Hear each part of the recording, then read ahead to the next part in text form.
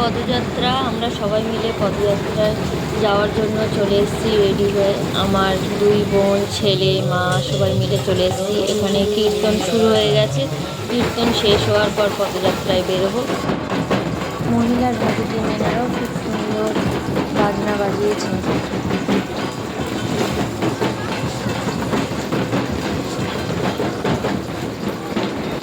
আর এই যে ছোট ছোট বাচ্চারা সব রাধারানী, সখী, কৃষ্ণ সব সেজেছে পারফর্ম করবে বলে। আমরা বেরিয়ে পড়েছি রাস্তায়। প্রচণ্ড লোকজনের সমাগম হয়েছে। প্রচণ্ড রৌদ্র পড়েছিল, তাই রাস্তায় জলদান করছে এনারা। এত রৌদ্র পড়েছিল যে মানুষ যাতায়াতে গলা শুকিয়ে যাচ্ছিল। প্রচুর লোকজন হয়েছিল।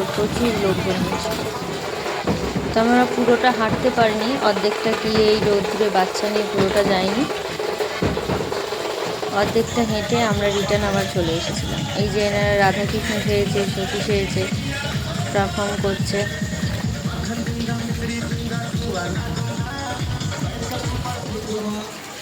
আমরা চলে এসেছি এবার রিটার্ন প্যান্ডেলে। এখানে খিচুড়ি বিতরণ হচ্ছে, ভোগ বিতরণ হচ্ছে। এবার ভোগ খেয়ে নিয়ে এবার বাড়িতে চলে যাব।